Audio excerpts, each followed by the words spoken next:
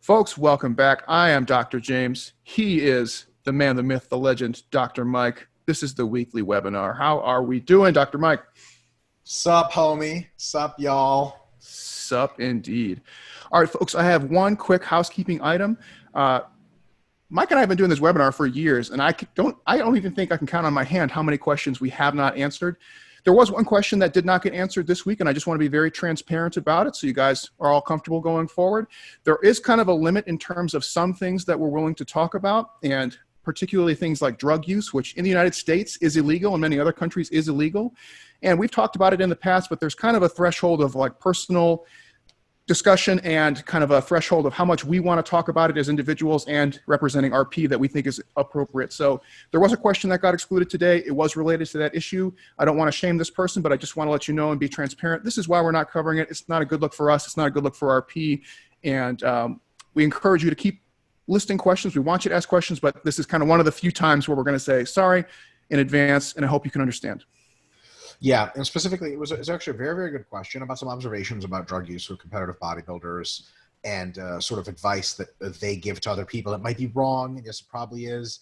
And then asking our insights into what's actually a good idea as far as how to use drugs. You know, that's well outside our scope. I do have a YouTube video I've done with Omar Souf, Eric Helms, and John Meadows, where we cover some of that ground.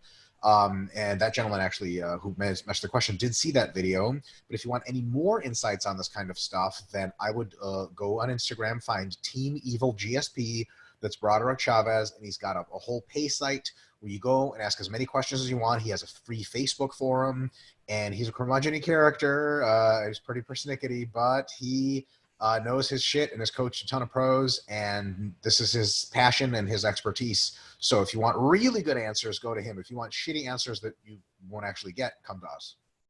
Yeah, and we hope you understand, and thanks for your patience in dealing with the issue. So we're going to answer all the other ones just as we usually do, and we'll get started.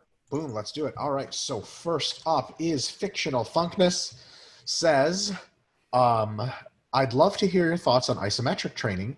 Normally, I wouldn't consider it, but with so little equipment available until local gyms open, maybe the only way I can generate a significant load, how would you program it, and what joint angles would you emphasize?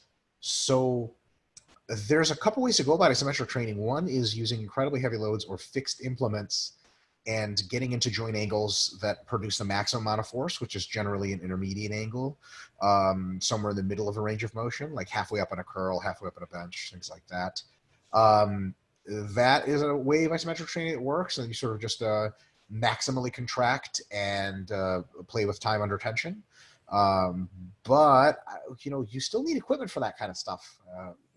You know, like a power rack, for example.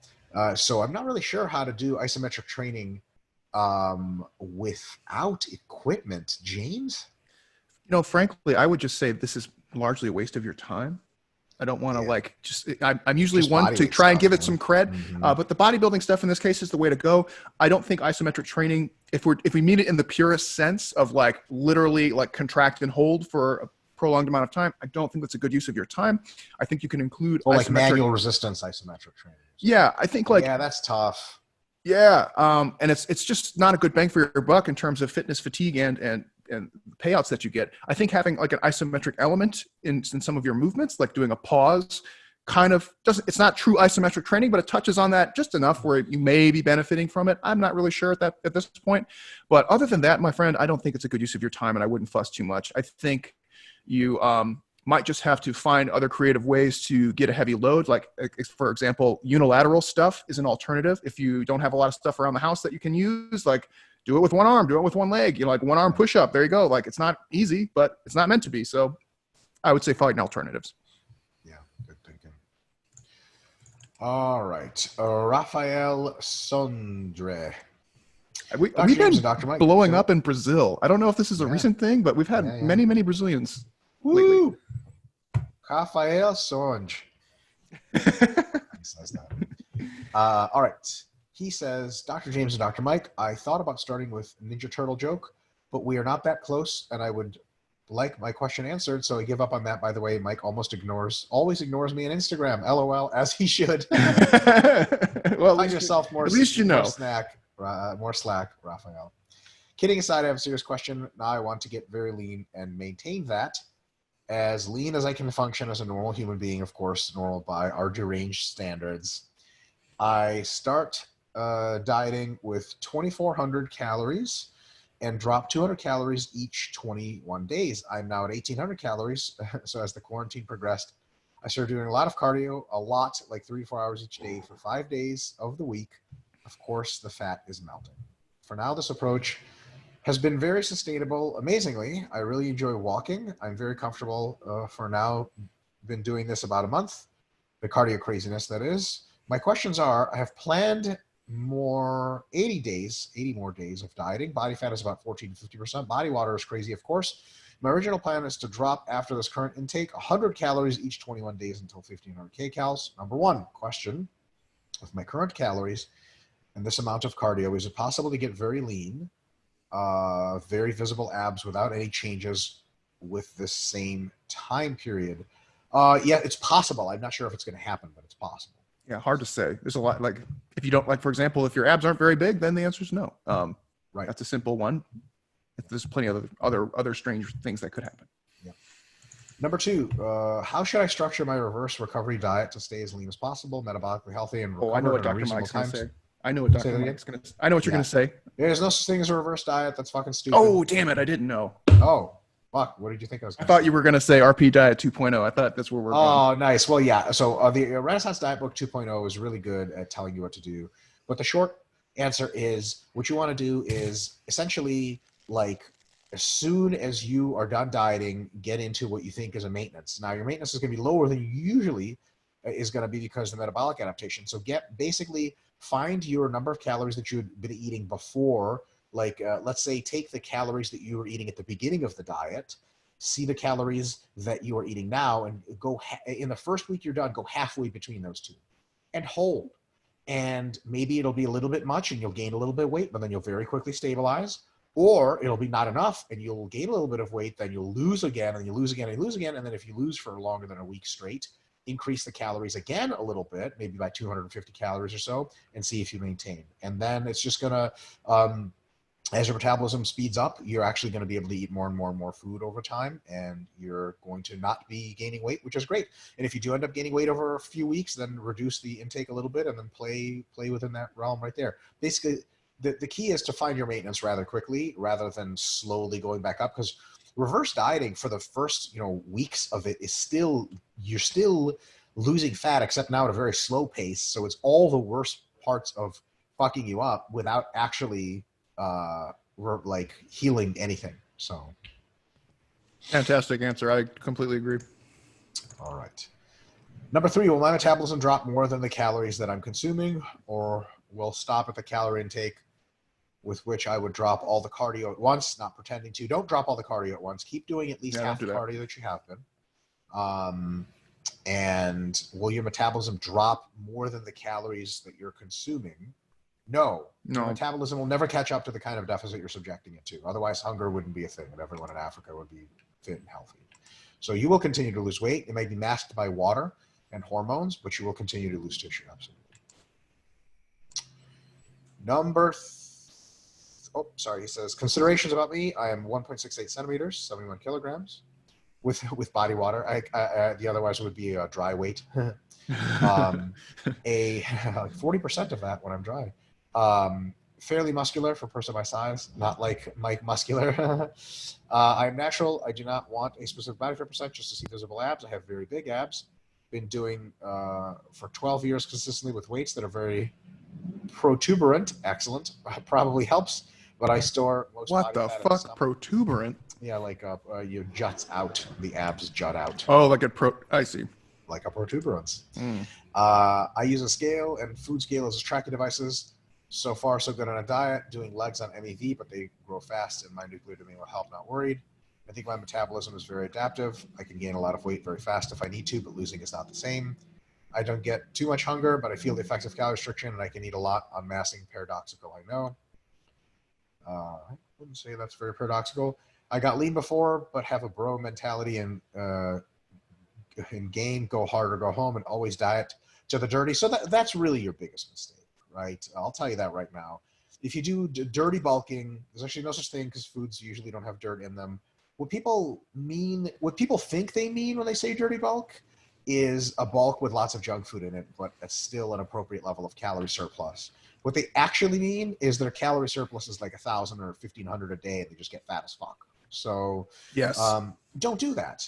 Go to maintenance, right? And you'll find that you are pretty good at maintaining your very lean physique.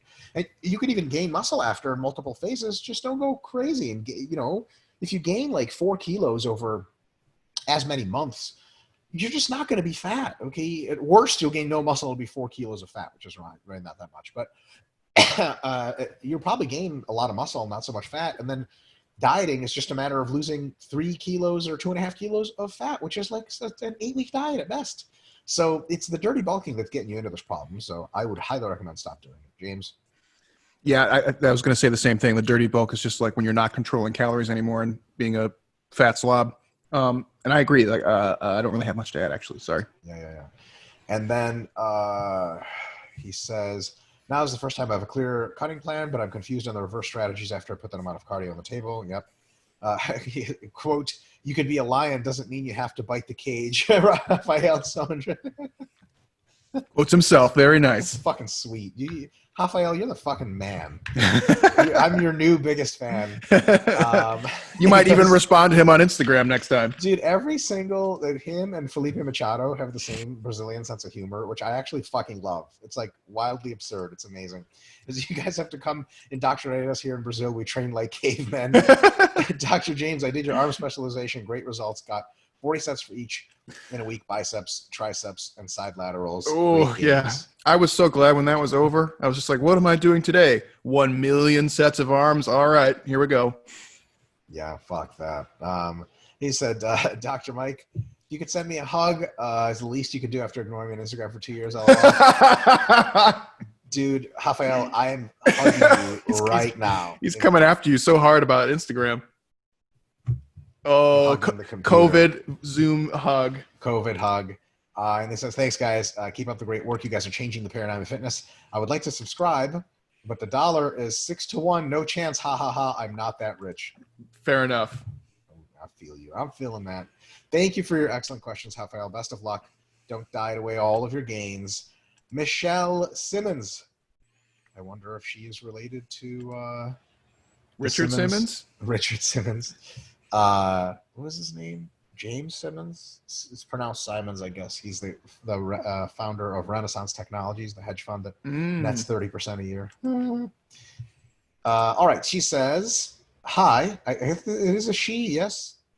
I'm not sure. Whatever.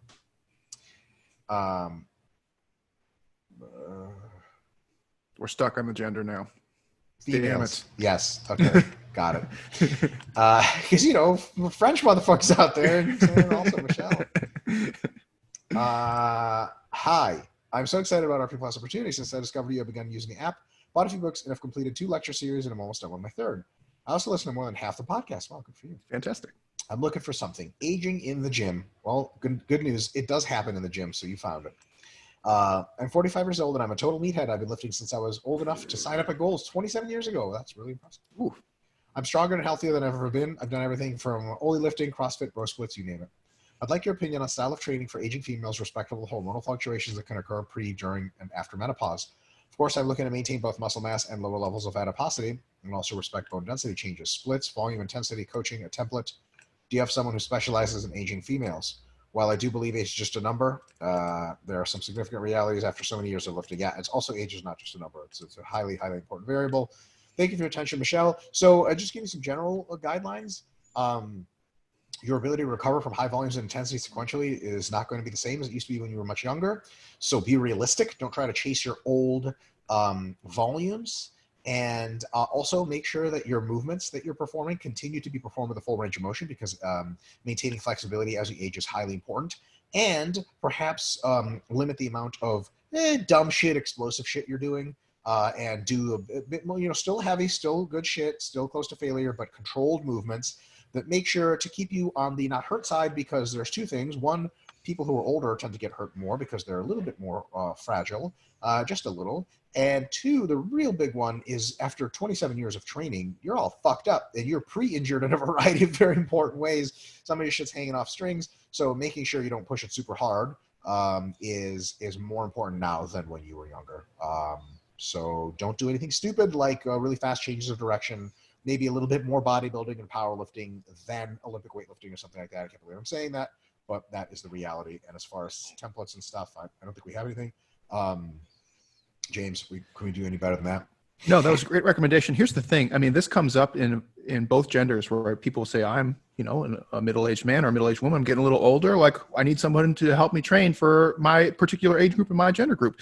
And the reality is that whether you're, a 45-year-old female or male, the considerations are largely the same outside of any specific issues that you have run into, right? So, I mean, like with females, you have issues of like childbirth, which could have affected some of your lower extremities or your hips or anything like that. For males, we don't have to deal with that. But after that, outside of those kind of individual considerations, really it's just a issue of managing volumes, intensities, and frequencies, which is what you're supposed to do anyway, right? So you're just not quite as good and as resilient as you were when you're younger, and you just have to scale back a little bit. But after that, I think Mike's recommendation of mostly doing bodybuilding style stuff, maybe dabble a little bit more into the strength side of things every now and again, is a very good recommendation. I would cut back on doing the Olympic weightlifting, any kind of sport training, unless you were doing something like CrossFit. And in that case, I would say, CrossFit's a great way to stay fit and be social, but I think the risk to reward calculation has to be considered a little bit more strongly when you're kind of getting into your 40s, 50s, 60s, something like that. I'm not saying you're going to get injured doing it. I'm just saying you have to think about it a little bit more. But other than that, there's not like a whole lot of age-related stuff that we can say is very definitive outside of just managing those things like you normally would, and you're just not as resilient as you were when you were younger. That's really it. Same shit, different day.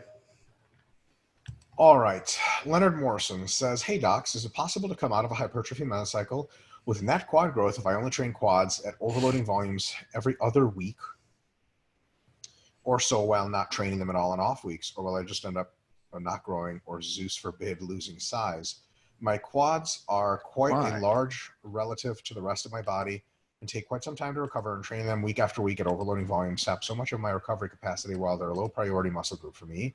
So I've been considering bringing them down to maintenance volumes in the future as I continue to train the rest of my body from MV to MRV. But squats being such a taxing exercise, I'm wondering if it's possible to do something like the following instead of 6 sets of high bar squats every week with no growth to show for it. Week 1, 10 sets of deep high bar squats. Week 2, no quad work. Week 3, no quad work. Week 4, 11 sets of deep high bar squats. Deload week, repeat. Is it possible to go for such a program with 2 weeks off every meso and end up losing me some size in the long run? Also, what is the lowest quad MV observed in the wild? I mean, I think my quad volume requirements might be lower than the norm, possibly even lower than my hamstring volumes. 75 to 80% of my hamstring volume is good morning variations. Have you ever observed athletes with higher hamstring MRVs than quad MRVs? I don't think so. As always, thank you for your invaluable service. Well, it's a great question, Leonard. I would be averse to recommending such a plan for one very good reason. That acute to chronic workload ratio is the worst ever, and you will fuck your shit up. This is like a plan to get hurt. Yes. Will it maintain your size? Probably. If you have good quad genetics, like you say, it's almost certainly going to maintain your size. Will you gain size? Yeah, I probably wouldn't bet on it. But you probably maintain it. The thing is this is like the most risky way to maintain quad size ever. And the lowest in the wild quad MV that I've observed, I haven't observed this personally, but I've heard, and I have every reason to believe, Branch Warren took 1 year of leg training off, and his legs deflated enough to where it only took him 2 or 3 weeks to get back all the size he lost. Now, he was in a surplus more or less that entire time, but so are you. So, yeah, but he has maybe the best leg genetics of all time, or certainly is in the top 5. So, yeah, sometimes your quad MV is pretty close to zero. I honestly think if Branch Warren did one hard set of like hack squats on Monday and then one hard set of leg press or barbell squats on Thursday, he could, during his peak, completely maintain his quad size indefinitely with 2 sets a week. Absolutely. That's a perfect segue to what I was going to say.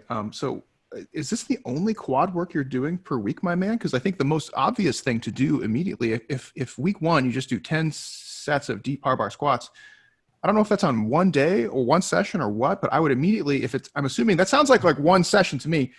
I would break that up. Break that up. Also, do like 4 sets one day. Volume. That's way above MV. So if you're really looking at MV, especially in a hypercaloric phase, like you're saying, I mean, honestly, 3 sets of squats on a Monday, 3 sets of hack squats or leg presses. Yes. Like we're talking about like sets of 5 to 15 reps for each of those.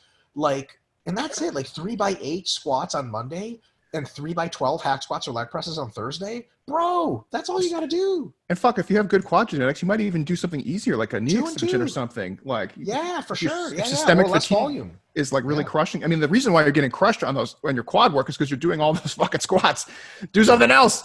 That's why we talk about SFR, so you don't have to like be crushing yourself all the time. And also another thing is like during those weeks, that is really going to fuck up the rest of your program. I mean, 11 sets of deep high bar squats on week 4. You get a huge spike. You got all kinds of other shit to think about, like not dying from everything else. Yeah, maybe you can clarify that for us next time. But from the way I'm reading it, it looks like you just kind of have like a quad day that you kill yourself on, and then you have a hard time recovering. So it might be good to break up the frequency a little bit into smaller bite sizes. All right. Silver Garza. What a fucking sweet name. Okay. Sorry. Another housekeeping note. Folks, I don't know if you're trolling me at this point, but please, when you post in the forum, just use like the most simple formatting possible so I don't have to go through all these things and always unformat them. Just use the base formatting, please. You'll help a brother out. All right. Silver Garza, sweet fucking name, says, hello, Dr. Mike and James. A quick question about calories. Based on my work, I work construction. My calorie expenditure varies drastically day to day. Some days I'm digging for hours and carrying around 80-pound bags of concrete. Other days I'm installing decking and handrails, standing on in one place, not lifting much at all. Before recently moving and starting working construction again, I was pretty easily able to calculate and adjust my calories to gain or lose. I recently did a 60-week fat loss phase going from 210 pounds to 163. Holy fuck. Oh, shit.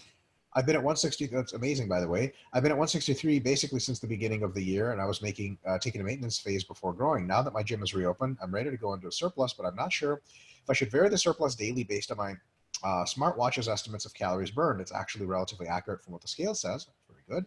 Or if I should pick a generous surplus and just stick to one number. Any thoughts would be welcome and needed. Thank you. So honestly, like I think it's very simple for you to potentially just do like you can vary your intake day to day, but you might find that when you're working physically, you can't eat big meals because it makes you sick. And also you might actually be hungry because you have more of a sympathetic drive. When you're working a lot, you might not be super hungry. So you may actually eat like rather the same amount on days on which you're working a lot or not working a lot. And I think you'd be fine. So I would probably just, I wouldn't say generous, but take a normal guess at what your surplus would be over the week and then spread that over the week as you like. Can you eat more on training days or days in which you're higher activity? You can. Or you can eat more on the lower activity days. That way on the higher activity days, you just eat protein bars and a shake here and there. You actually can be very hypocaloric on those days, burn a little bit extra fat. And then on the days in which you're not very active, you get a huge fucking fun food festival to fill all the time in which you're not very active. So, either way, it's the average that's super important, and it's not very important to eat more on the days in which you're more active. If you were an athlete and that activity was like you had to be on, yes, you would eat more on the days in which you're more active because part of that eating is to recover from session number 1, and then part is to get juiced up for session number 2, and so on and so forth. But because this is work, it's really not an important thing whatsoever. Yeah, I agree with Dr. Mike. And the other thing too is like if you're trying to base it based on the tech that you're wearing, you're going to find yourself having to adjust at the end of the day quite a bit. It's going to be something where you're going to be reacting to what you did instead of programming, right? So then what's going to happen is you're going to look at your watch and you'll be like, oh shit, I ended up doing a lot more work than I thought today. Now I got to IIFYM the rest of my meals and da-da-da-da. It's a big fuss. So what I would say, and kind of paralleling what Dr. Mike was saying, consistency is usually greater than accuracy. Now, if you can be consistent and accurate, that's fantastic, right? But I would generally pick on what you can do reliably. And in this case, using kind of like an average number is something that you probably can do day to day very reliably versus doing something that's so varied. I would be worried that your consistency in how you apply it would be limited. And then I think the consistency is weighed more heavily for me personally than if it actually matched your daily activity 100% perfectly. Another thing is you use the tracker, get an Excel file opened on your desktop at home, and type in at the end of the day or the next day, if your watch stores data, the calories that you expended, and take a running average of that. And if at any point the running average falls under your goal, the next day or a few days later, you're going to want to make up some calories, or just, if it's always running under, you're going to boost your daily calories a little bit. So basically, like, when you eat like 2,000, or you burn like 2,000 calories, then you burn like 3,000, then you burn 3,500, then you burn 3,100, then you burn 2,700. You average that all, and after 4 days, let's say it's like 2,800 calories on average. But you notice that eating over the last 4 days has been 2,600. So you're like, ooh, I thought it was going to be 26, but I was wrong. So I'm going to bump my eating to 3,000 because I want to be in a 200 calorie surplus. You bump to 3,000, and then the next 5 days, it turns out your average of expenditure was 2,700. Like, okay, sweet, 300 calorie surplus. Sweet, I'm just going to dig that surplus down a little bit. I don't want 300, I want 200. And then you go forward, and that's the way to make the really, really good adjustment. So the day-to-day is not super important, but the running average week to week, month to month, that is more important. Yeah, and it's easier to implement, so it's a win-win. Yeah. All right. Hayden Dunn says, what's up, guys? I really appreciate your last input on how to progress with the 2-a-day template coming back from vacation, and can't wait for the structured approach to attacking the entire body. You all did interest me with a deep dive you did on Cole Dano's 2-part question that tackled different rep ranges and frequency for best results over meso. The main difference being that he, as will I, be programming my own meso based off of the 2-a-day template as opposed to MPT, and therefore not using the exact formulas and progressions, same in theory, but not in exact numbers. My question is if you would recommend differing the rep ranges of each body part within this given template due to the frequency that all muscles are hit. I believe I see all muscle groups being hit 4 times a week. If so, can you please give me an example prescription of how you might mix up the rep ranges and your reasoning why? I am very much looking forward to your response. Thank you as always for your insight. Well, great question. Hayden, what I would say is this. So in a 4 session split for the week, the average, and this is going to really change a little bit based on specific muscle groups and exercises and how you like to do the frequency for them. So like I could say 5 to 10 reps for chest, and you could just like, there's just pure tendon pain and no pump. And I could say 20 to 30 reps for quads, and you're like, that's just vomiting and blood and air, and there's no muscle going on. But generally speaking, at a 4-day split, what I would do is day number 1 would be sets of 5 to 10 mostly. Day number 2 would be sets of 10 to 20 on the heavier end, probably like 10 to 15. Day number 3, so see how many of y'all motherfuckers are Nostradamus who predict where I'm going. James is sets of 10 to 20 again, but by a little bit biased towards the lighter side of 15 to 20. By the way, the exercise selections start from more compounded hardcore barbell based and get progressively wussier to machine dumbbells, then machines, dumbbell/machines, machine/dumbbells, and then cables and dumb shit you make fun of your friends for using. The last day would be sets of 20 to 30 reps. So that way you start with your heaviest, you go incrementally lighter, and then next week, you start heavy and go lighter, and then next week starts up here and then up like that. So yeah, and you can kind of think of it as like scaling it with the fatigue and intensity relationships, right? So you have your most intense things done early when you're most fresh and recovered. And as you accumulate fatigue throughout the weeks, your resilience to that fatigue is going to go down in terms of intensity. So you move the intensity down a little bit. And as you increase fatigue throughout the week, you keep moving that intensity down, but you're still in a stimulative range. It's just kind of works a little bit better in your favor than being beat to shit at the end of the week and then being like, all right, time to load up some sets of 6 on squat. Like, well, fuck this, dude. Some people have written programs where I'm like, you've never really done this, have you? It's like, imagine, Monday you're fresh after a weekend of rest. What can you do for your quads? You can do heavy squats. What can you do the next, like Tuesday or Wednesday, you do squats again, let's say. Like, you're not going to go as heavy because you're sort of fucked up, but you can always do some lighter squats. And then the day after, like, you're just not squatting anymore because, like, this is just a bit too much squatting. So you might do leg press or hack squat, like a little bit lighter too, but, still pretty heavy and get a good pump. And then what are you going to do in your last day? I mean, like, your hips and knees they're not fucked up, but they're like, you don't want to just go to the bank on them anymore. So maybe you'll do some walking lunges or leg extensions, super high reps, and no problem. You could even do that when you have a little bit of DOMs left in your quads. You do those. That's the beginning of the healing process because it's not even that stimulative of a session, but it's very not fatiguing. You go home, you rest for 2 days, and then at the end of that, you're fucking ready to blast it again because you're super recovered, super compensated, and ready to go. And I don't think there's any 4-day examples, but if you guys go on the Hypertrophy Hub, there are three times examples at least. There are 4-day examples in some Is of the there? Okay. body parts. Absolutely. Some of the muscle groups, the last mesocycle is a 4-day split. So, Hayden, you can look that up. And actually, yeah, fuck, good call, James. Hayden, just go there. And at the end of the end of each document of the updated muscle guides, there's an example, often 3 and sometimes 4, sometimes 5 session periodization. So I feel like it's been like a year since I looked at those. yes, it actually has been a year, and we're still. I'm still sending those to get put up on the site every now and again. We, by the way, just for you insiders to have this information, people ask when the next guide is going to come up. We've slowed the release of the guides.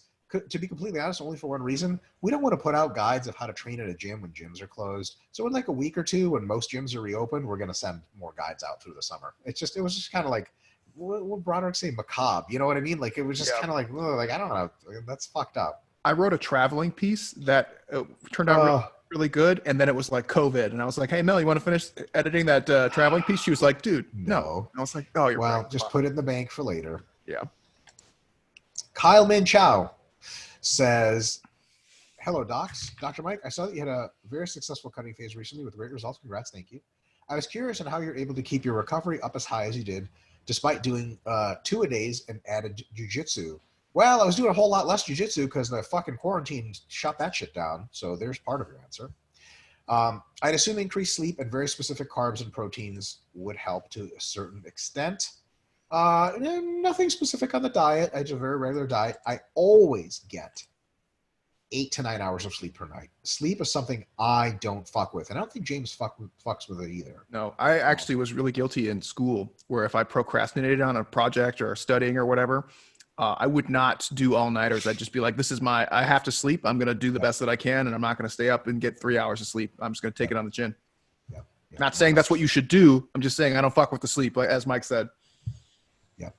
And he said, I used to play rugby. Oh, there you go. James, a fellow scumbag. I think less of rugby you now. And now that I know you're more like me, I think less of you. Yeah, exactly.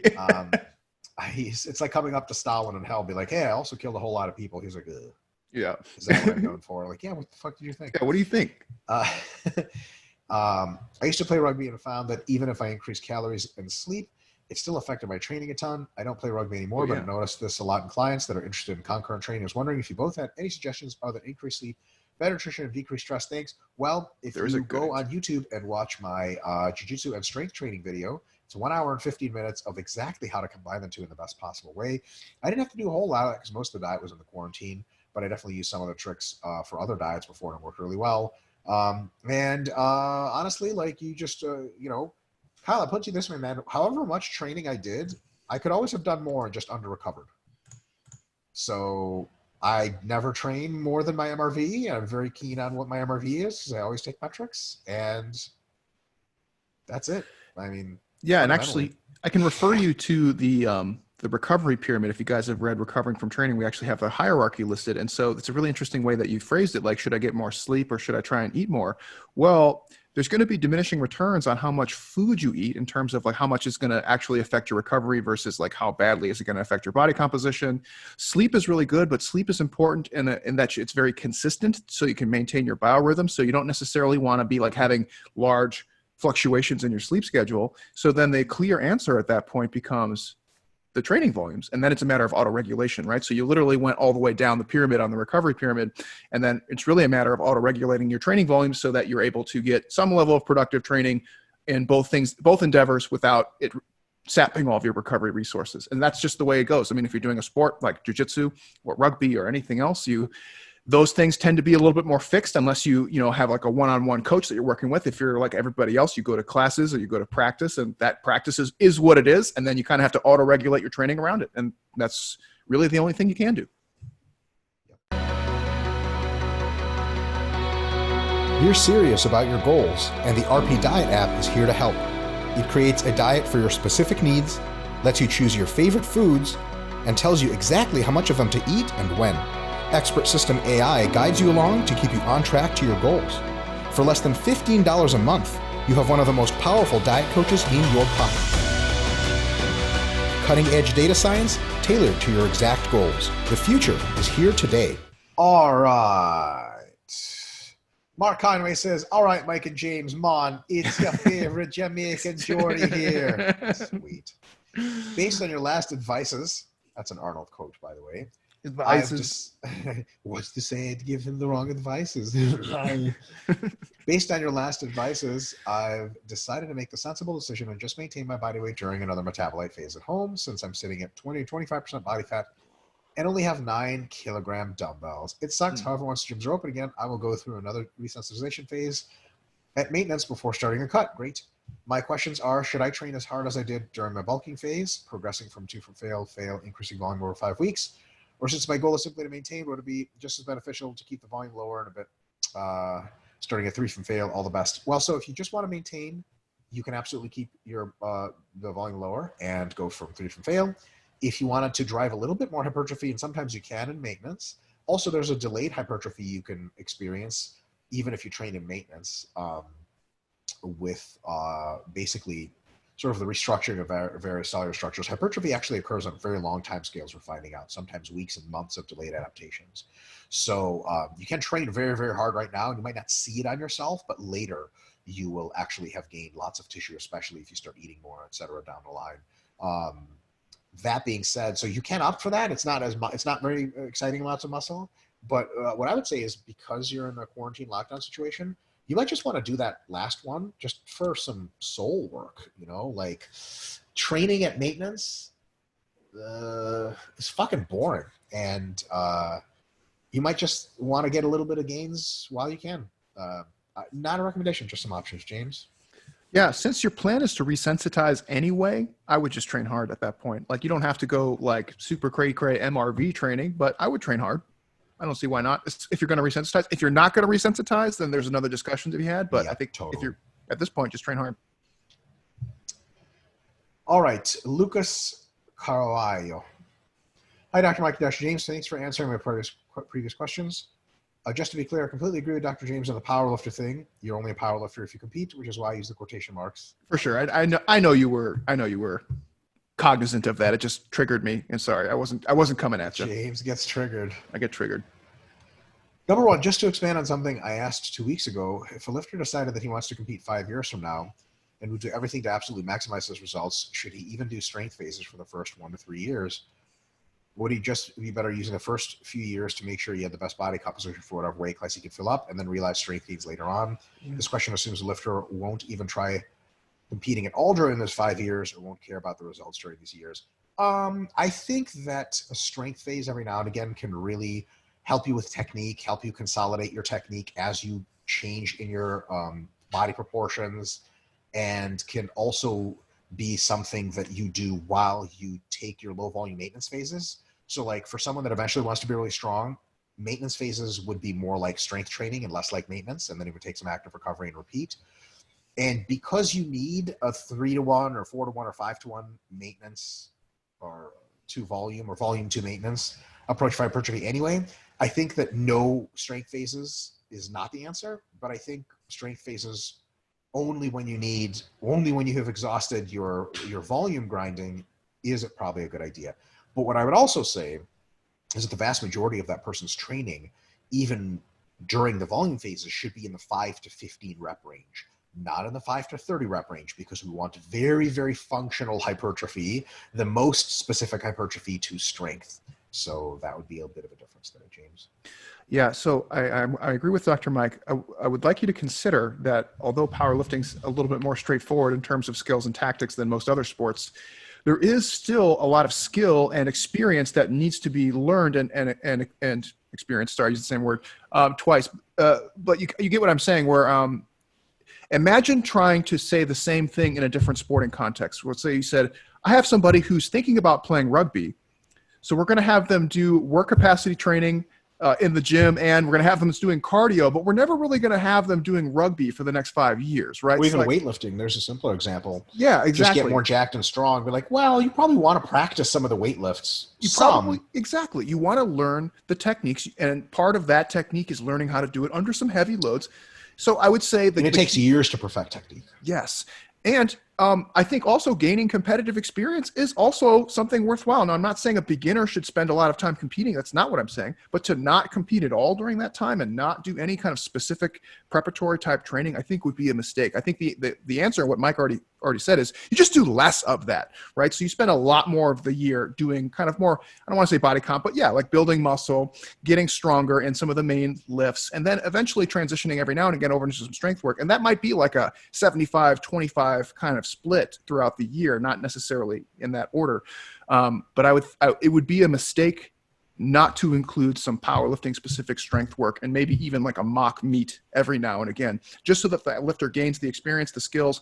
And I'm really big on the competitive experience. They need to know what it's like to do the competition itself.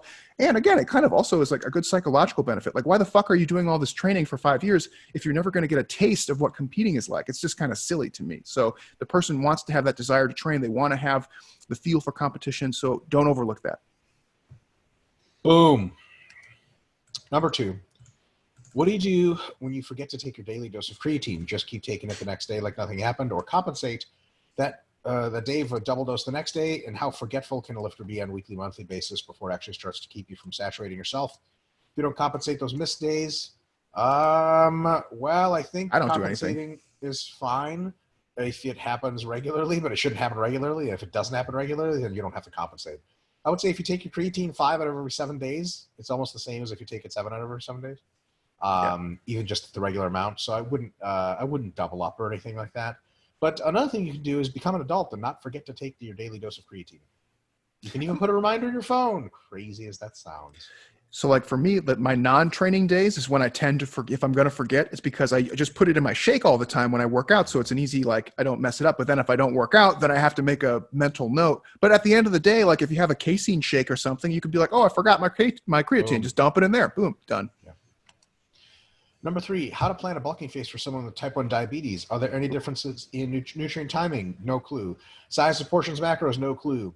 Good food options are normally stable for athletes, no clue. Said person would be your novice lifter around 5'8", 132 pounds, etc., body fat, etc. This is something only a registered dietitian is allowed to do in the United States. We have a few coaches, actually quite a few coaches at RP that are registered dietitians. If you are doing this for the person with type 1 diabetes, do not do it with a person with type 1 diabetes, because they'll misdose their insulin and fucking die on you, and then you'll go to jail. Worst part about that is a dead person. The second worst is you go to jail. So on a serious note, man, I would leave that to registered dietitians. Yeah, or I don't know if an MD can work with that kind of person too. I would Absolutely. say somebody like Medical Spencer Spencer Nadolski would be a good reference on that one. Number 4, what do you do if you've reached local MRV in your lower body, but didn't in your upper body and didn't reach your stomach MRV? This, by the way, doesn't just apply to lower body. It applies to any specific muscle group. Same question. If by either not knowing your MEV, MRV for certain muscle groups, progressing too slow, too fast in some of them, you reach a point where you're sure you can still progress in your upper body, but can barely replicate your previous week, or can't even do that for your lower body, should you just deload everything and then plan on next month cycle being better? No. Or is a partial deload a thing you could do? Yes. And if so, would you fully deload lower body while progressing normal upper body? No. Or just cut enough reps / weight on lower body to buy yourself another 1 or 2 weeks before full deload? Bingo. So that's probably the best idea, is to essentially take 1 to several recovery sessions. So James and I have a couple of things. A recovery session is when you basically do the end of your deload in one session. So that's half the reps, half the sets, half the weight for every single exercise in that. So let's say you have Monday and Thursday legs. This Monday, your legs just shit. That's it. MRV. Everything hit the fan. Everything else is going well. This next Thursday, instead of doing 100 kilo squats, you do 50 kilo squats. Instead of doing 6 sets, you do 3 sets. And instead of doing sets of 10, you do sets of 5. I mean, it's fucking ridiculous. It's super fucking easy. Then next Monday, you lower the volume that you were progressing by 1/3. So let's say you're doing 6 sets of squats in the previous Monday. The next Monday, after you start squats, remember Thursday was the recovery session, you do 4 sets of squats, but you go up in weight and lower in RIR, whatever, just the same, just keep pushing in same reps and increase in load, but just 4 sets, right? Just 2/3 of the sets you were going to do. And that buys you, it could buy you a few weeks. It could buy you definitely 1. Which you can also do if you're really fucked up.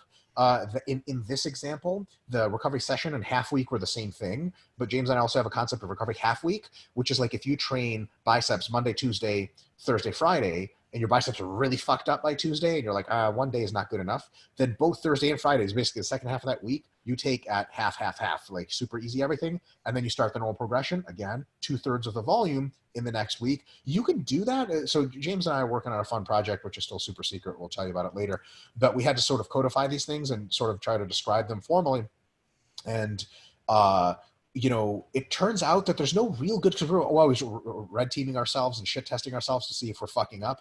And James and I were trying to come up with really good reasons why you couldn't go through a couple of such cycles with recovery half weeks and recovery sessions, and we really can't come up with a good reason. At some point, the systemic overload and spillover will just mean you're taking recovery half weeks and deloads for everything every other fucking week, and then it's just time to do a systemic deload. But if you're really in a situation where your upper body is fucking crisp and golden and everything else is great, but your quads are really fucked up, you absolutely can do this and buy yourself another half mesocycle, and you may be able to do this 1 to 2 times. I think if you're doing it 3 times per meso, something's fundamentally fucking wrong with the way you're training, and you're just biting off more than you can chew. James? Yeah, and this is an example how you have like a pre-planned strategy going in, and then you're auto-regulating as you go, and then you have like a feedback and a feed-forward mechanism. You have the feedback to address the thing that's wrong right now, which is my quads are overreached, so you can address that with auto-regulation. And you have a feed-forward mechanism where you go, okay, let me take a look at what I did this last time. I got MRV on week 3. It wasn't supposed to be MRV till week 5. Let me go back and look at what I did and adjust my pre-plans for the next one. So you kind of get the best of both in this case. So people are real caught up on this like auto versus pre-planned. It's like, do both. You can absolutely do both. And when you do both, it makes the whole system more robust in terms of how you can address things that come up. So I think it's a great way to do it. And also just on the feed forward stuff, great point, James. The other feed forward thing is the chopping the volume by 1/3, because like a big mistake is people take a recovery session and they go right back into the normal volume. Like that's the volume that was at your MRV already. What do you think you're going to go from there? Nowhere, right? You're going to buy yourself a little bit of room. Absolutely. And I do think what you said is also another important point, where you don't want to find yourself just doing half deloads at the end of every mesocycle, going back and forth. At that point, that's a poor use of that strategy, but yeah. Like you're on fire, it's time to jump in the bathtub, not just sprinkle yourself with water. Number 5, to make sure that question 4 issue doesn't happen again, what should a lifter do if his weight and or rep choices or jumps from week 1 to 2 of the meso are too high, to the point he knows that by week 3 it will be too close to failure in a muscle group? Should he just keep the same reps and weight for week 3 and hope that the performance increase makes it so the RIR drops or at least stays the same? Or should he just drop the weight and or reps to reach/beat the planned reps at the planned RIR for the week? And if the latter is better, would you drop reps, weight, or both? So let me see if I can.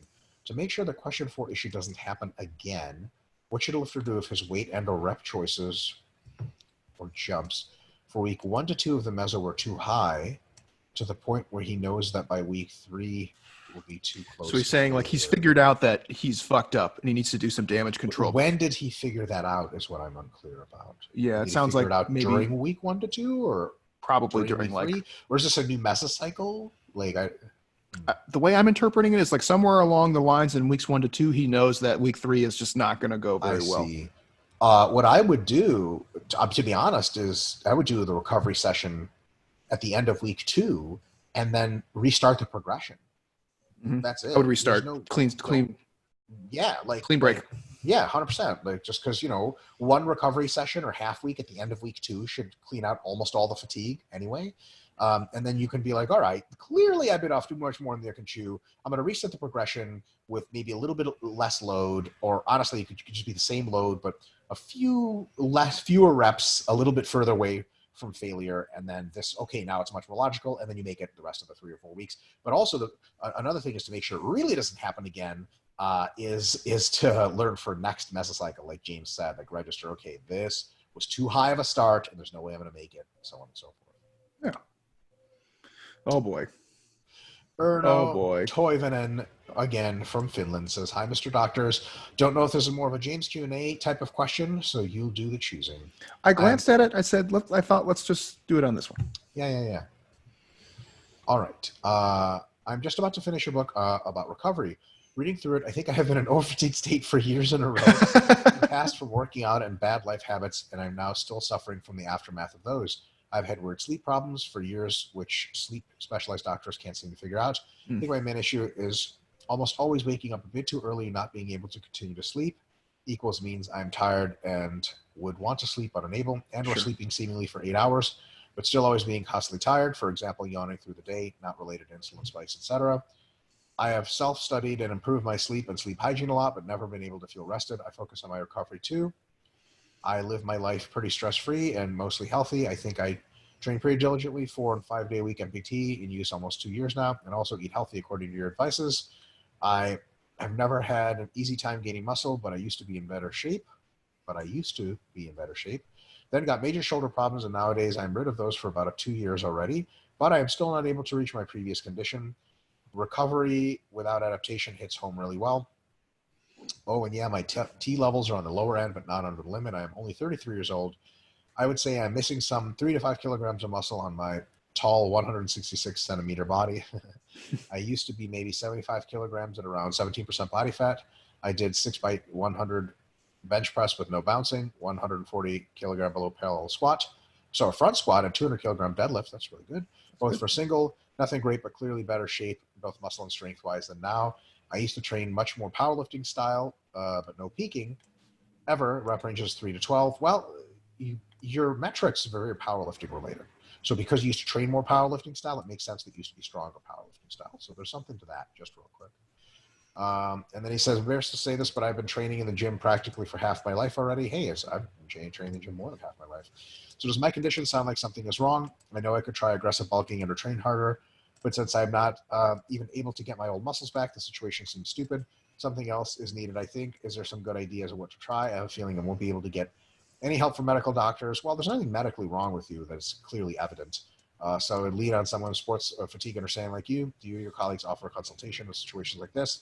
Yeah, but you can hire a coach. What I will say, my best advice, and then James will take it because it's really a specialty, is if you really suspect that fatigue is excessively high, I would take a 2 week active rest phase, and basically just not go to gym hardly at all, and then start training at like 4 sessions a week with very low volumes, really eat plenty, really sleep a lot, and get into a small surplus and see how things go for a few months. And if all of a sudden you're much bigger and much stronger and gaining momentum, you knew you were overdoing it. If that's not the case, then you can pretty much rule out the overdoing it, because there's one very, very clear thing. If you have been chronically overdoing it and you really back off seriously and then you only very slowly edge in, you will almost always see very, very, very impressive progress. If you weren't overdoing it, then underdoing it later is not really the thing that solves the problem. So, James? Yeah, I agree with Mike. I don't think there's anything wrong with you. I am kind of curious about the sleep stuff, but like if you haven't been able to get a diagnosis from a sleep doctor, man, I certainly won't be giving you one. One thing that has helped me, and I hate going this route because we usually snub our nose at these things, but I have had some good success with ZMA in terms of sleeping throughout the night and just being fucking out cold. The normal dose is to take like 3 pills, whatever that ends up being. I only take one. One pill gives me like wild, vivid dreams and makes me just sleep throughout the entirety of the night. Like I'll just wake up and it's just the day's it's over. I never have any events throughout the night. The one thing I will say though is it does make you feel groggy. Like when you wake up, you feel the wear and tear. The first like 20 minutes after waking up, you feel like absolute shit. But once you get up, then you wake up and you're like, oh man, I feel much better. I feel great. I've got a good night's sleep.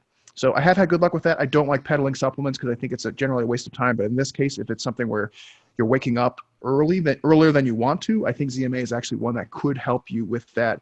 However, if you've ever used something like Ambien or any prescription level sleep aids, I don't think it's going to do anything that those bad boys wouldn't cover. I would be more interested in hearing if you've ever gotten a prescription drug and if that's helped you at all. I certainly don't know anything more than that, but I don't think anything's wrong with you, my man. I think it's just one of those things. Morally, there's a lot wrong with you, Morally, yeah, but we already knew that. it sounds like you're doing good on your sleep hygiene for the most part. It sounds like you're doing pretty good with your lifestyle, and it sounds like you're at least very mindful of your training. I don't really see anything wrong there. Um, I don't know. That's all I got. I can't really think of anything else. Just do your best. You know what? Like, who cares if you're not at your all-time peak? Just do the best with what you got and keep making progress where you can. I don't know. Yeah. Try that really much easier approach for a bit and see if that's really going to Yeah, do anything. I think that's definitely a good recommendation. Alessandro Zucchi. Oh, why you know? Why, you know. Why you know, guy is my probably favorite. Second, it's probably my favorite meme base of all time. But my favorite actual meme of all time is the "one does not simply" meme Oh, from Lord of the Rings. yeah, the actor's name? Yeah, Uh, Sean Penn. John Penn. Yeah. Because this is my favorite meme of all time. I laughed so hard at this I couldn't believe it. He's like at the top, it's like "one does not simply," and at the bottom is "I got nothing." I got So sweet.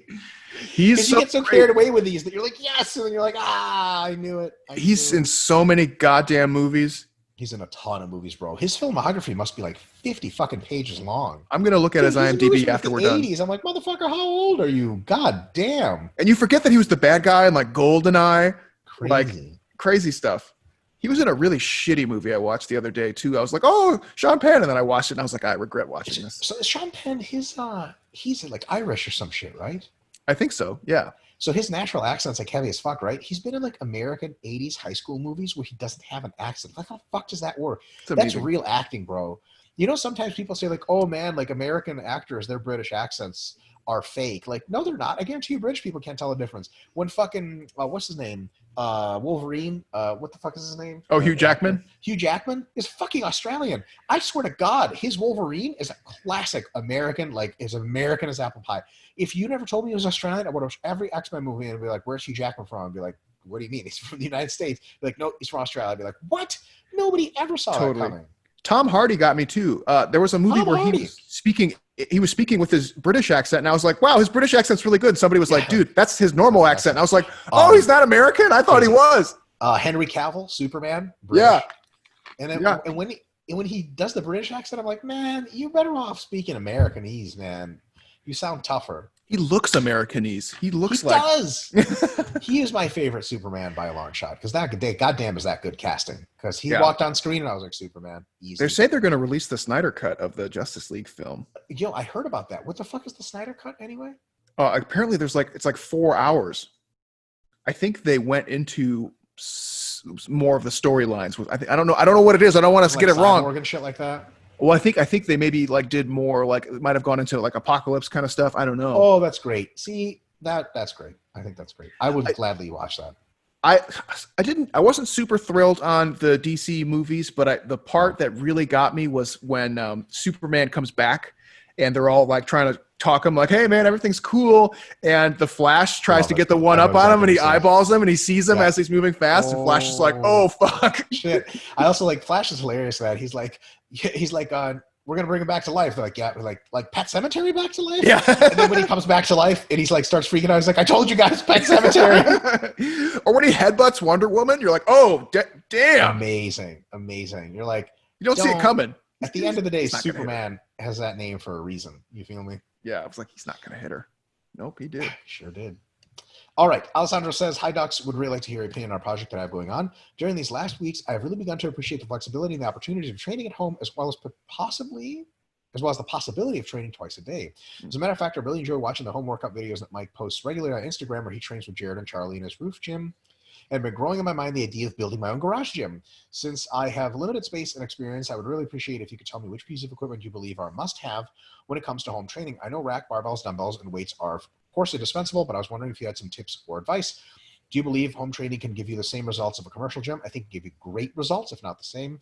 I know that having a lot of machines is likely superior in terms of stimulus, and also stimulus to fatigue, but I also find it really beneficial for me personally to be able to train twice per day. Thank you so much for your precious help. I would give you one piece of advice, and it segue to James actually has a home gym.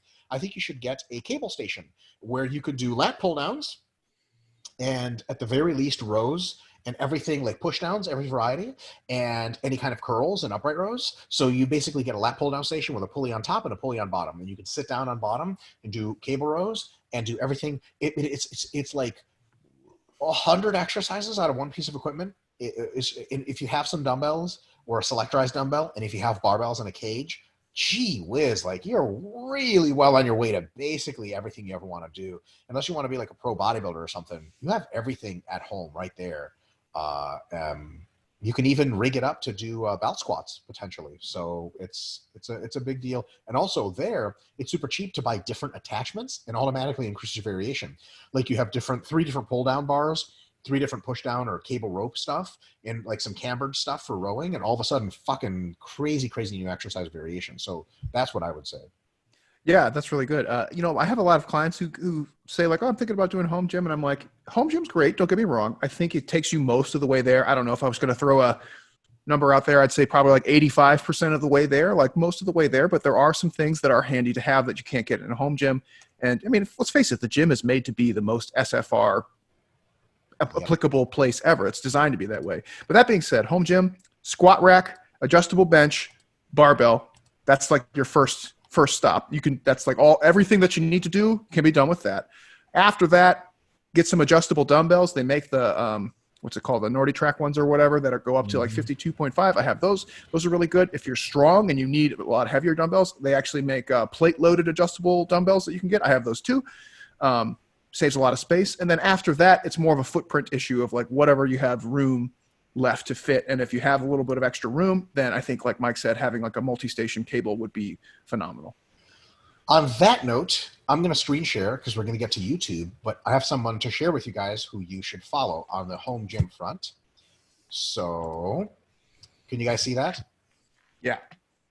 George Madanian, he is a guy who trains, and he has a weird machine thing. I always see him. Okay, so this is it, right? So he has this fucking machine in his garage. I don't know what it is. Follow George, message him, ask him what it is, because like, so for example, he's got like all these bars, right? But hold on. He's got the ability for this machine thing, like look at these things move on the side, right? And he can attach any kind of cable, so he's doing cable flies. And then he's doing this, he's got these pressing attachments where you can do machine presses, but it's better than regular machine presses because you can literally descend below your chest. And then he's doing push-ups here, and then he's got the same machine, has the fucking every kind of cable attachment you can want. And then he's fucking doing the same machine still, same dude doing push downs. And then that same fucking machine, like a little attachment off the side, he's got leg extensions on the shit. And then he's got a fucking belt. So independently, he has a belt squat, but I guarantee you he could rig. He just has a pit shark, but he could rig a fucking belt squat on that other crazy psycho machine, no problem. Same crazy psycho machine. He's got fucking hamstring curl on there. It's one universal machine, and he does everything on it. Look at this shit. It's insane. What the fuck is that?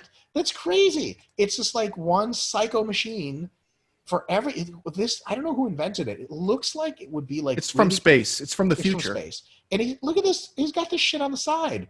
What the fuck? He's got like a whole gym, and he's got these fucking handles, like double dildo. It is really impressive. And I can't endorse the machine, but it looks cool as fuck. And I would at the very least follow his ass and message him. And he's going to be super confusing me to have 100 people. Like, why did I just get 100 people asking me about my shit? Say Dr. Mike message him, and also ask him how it felt. Code Dr. Mike. Yeah, ask him how it felt to be. Hold up, wait for it. This picture especially good. The evil villain in The Mummy and The Mummy Returns. That's that motherfucker right there. Tell me that's not the Mummy. You know what I'm saying? After Brendan Fraser beat his ass, the Mummy been working out. You feel me? Look at that shit. Nobody's trying to get fucked up by Brendan Fraser anytime soon. Bring it on. Wait, what's that one where he's bent over there? What is he doing? Oh, yeah, look. What is this? Fucking machine rows, bro. Are you fucking kidding me? What is it? Up. It's crazy. There's nothing. Look at that ROM on that row. Look at this shit. What the fuck is that? He's got a pull down thingy. That looks like a piece of a transformer. It seriously is. What is that? Like, it's honestly, ask him, because what the fuck? I'm glad you noticed that too, because I see his on my stuff too, and I'm like, what the fuck is he using? 100%. It's wild. It's wild. All right. Here we go. Let's take a look at what Greg Doucette is up to. Oh God. How to lose. Oh look, he's upset. How to lose your mind. Belly fat. Yeah, he's good on that. Let's see. We got Team Richie. I don't know what that is. Big Laws. I like Big Laws. Jocko Willink. I've watched one of his videos, and it won't leave me alone about this. Mountain Dog. Awesome. Nick's Strength and Power. Hofdor responds to cheating video / retires. High Green Photoshop controversy. All right. That's something. Ugh. Yeah. Anyway, YouTube. All right, so Milo Wolf says timestamps. Milo, that's not a question. All right. Gen Pop Joe says, hi, RP Docs. I just have 12 questions, 3 comments, and a limerick. And the actual question is, why do I see stars after I brace for a heavy compound movement? And what do I do about it? Thanks so much. I get that too, actually. I've heard it's like your retina mini detaching for a second, but it's just a blood pressure phenomenon. There's nothing much to do about it. What you can do is put it in your belt, brace hard, bear down without any weight on your back, just right there in the rack. And then you'll get all the stars and crazy shit, and then breathe out, relax. Do that one more time after 30 seconds of rest. For like 5 or 10 seconds, really get the stars, relax. And then when you go under the weight, it'll happen much less because your body gets used to it. I do that sometimes because I get really close to passing out under heavy loads. So I'll brace, and then go in the real one, and it's much better. So. That's good. Yeah, I get them all the time from squats, and I just, like in my right eye, get it in the periphery, but I don't know. I just deal with it. It doesn't really bother me too much. Boom. All right. Ain Brown says, does a deload week provide more recovery than taking a week off from lifting?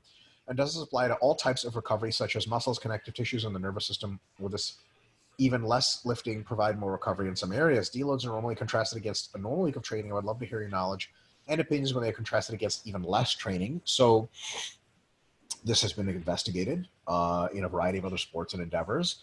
And it's been shown that a great reduction in training volume, it actually helps you recover more than complete total rest. I know it sounds crazy, but getting active pushes blood through the muscles. It, to some extent, enhances your pliability. It also keeps your skills sharp for lifting and moving around. James, what else do you have to say? Well, so this is kind of the point of contention. So this comes up a lot, and Mike's totally right. It has been shown that doing light exercise, some combination of time off and light exercise, is better than complete rest. The other reason why that's true is because you decondition less throughout that time, right? So one of the problems that you run into with complete rest is the issue of deconditioning, which starts happening immediately and continues until you start training again. That includes your fitness, your skills, tactics, whatever it is that you're doing. And so in the case of the deload, you have not only the benefit of slightly enhanced recovery. Now, I mean, is it going to be something that's like a tangible difference every single time? Maybe, maybe not. Maybe for some people, like taking a deload and complete rest gives you the same recovery benefits, but the guy or girl who did the deload preserved their fitness and their skills better than the person who took complete rest. And I think that's like a 1-2 punch. So I think taking complete rest is only necessary when you are in dire straits or when you have to because you have some weird COVID situation where you can't train or whatever. But other than that, I think deload always wins out over complete rest. Yeah. Last question. Salad Snake. Salad Snake? Wait, where? Okay. Like Silent Snake, but Salad Snake. There you go. Hey, docs, love watching these. I'm a sports scientist, LMAO, while I cook or do cardio. Thanks for the good info. I've got 3 hypertrophy mesos planned after running 2 strength mesos before heading to college. Hey, college. Is it your first time going to college? Wear a condom. Are you actually going to college, or are you doing Zoom classes for fall? That's what I want to know. You can still wear a condom on Zoom classes.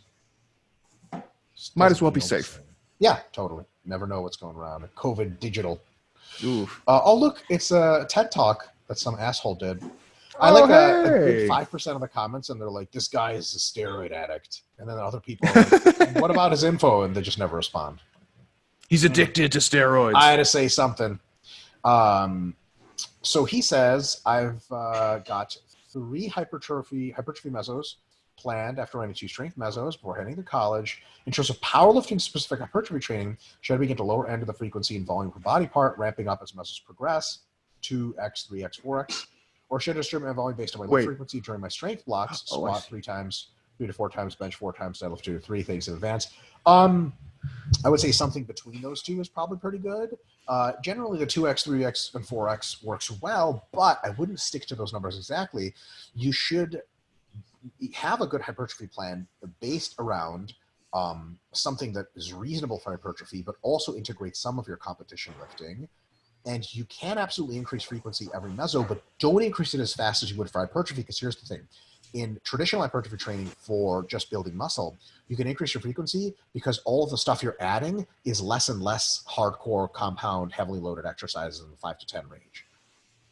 When you're doing powerlifting specific hypertrophy training, you don't actually go lighter and lighter and lighter with every meso. You go heavier and heavier and heavier in the same fraction of essentially sets of 6 to 10 or 6 to 12 reps is included. So you can increase frequency if you're able to recover, but it'll be very small increase in frequency and the total volume won't go up a ton. Most of hypertrophy training for powerlifting is being in the hypertrophy range, but increasing the load on the bar, not nearly as much increasing the number of sets session to session to session. Yes, you will increase sets, you will increase frequency over the mesos, but mostly your added hypertrophy is going to come from load increases. So keep that in mind. Don't try to do the traditional bodybuilding.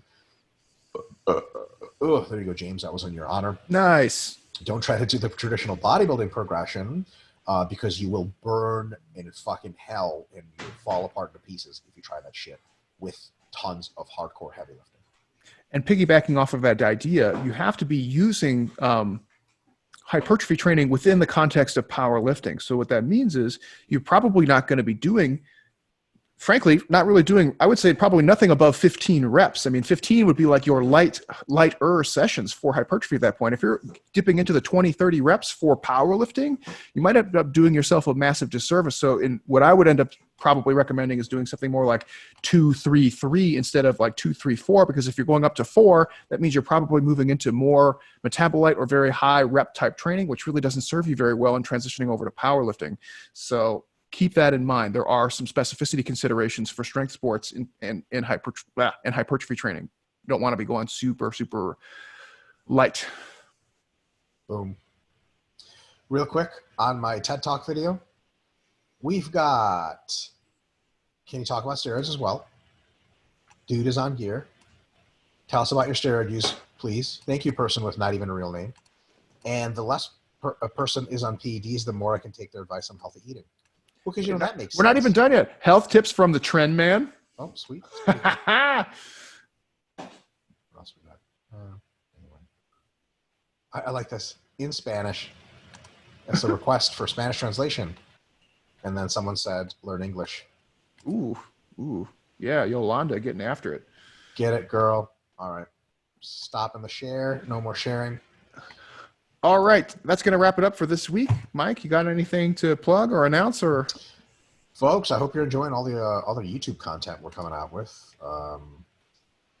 We're putting out a lot of YouTube videos. There's a lot. I just actually finished recording a sneak peek for you guys. It won't be up for a little while, but I just finished all 16 hypertrophy made simple YouTube videos where basically we talk about hypertrophy program design, and each video is 3 to 5 minutes long. It's the simplest fucking way I can talk about program design. Each video is like, the first video is like selecting an exercise. The next one is like how to do good technique, and then blah, blah, blah, blah. So that'll be really cool stuff, and hopefully they get some views, and hopefully folks will be interested enough in some of the simple videos to get onto these RP Plus webinars and ask us more intricate questions. Yeah, it should be really, really fun, interesting. We do have quite a lot of stuff on our YouTube page. Sometimes it's funny because I'll post like a video or whatever, or I'll be waiting for the webinar to post, and I'll refresh the RP channel, and I'm like, God, there's like 5 videos that got posted just today alone. Fuck me. There's a ton of stuff, guys. So if you're enjoying all this stuff, there's the RP podcast. Mike and I do the weekly webinar. We have Mike has a whole bunch of other separate videos. I have some separate videos. They've integrated a lot of our RP Plus videos into YouTube. So if you're enjoying this kind of content, please make sure you subscribe. And we really appreciate you guys engaging with us on RP Plus and on YouTube. So with that, we'll talk to you guys next time. Peace.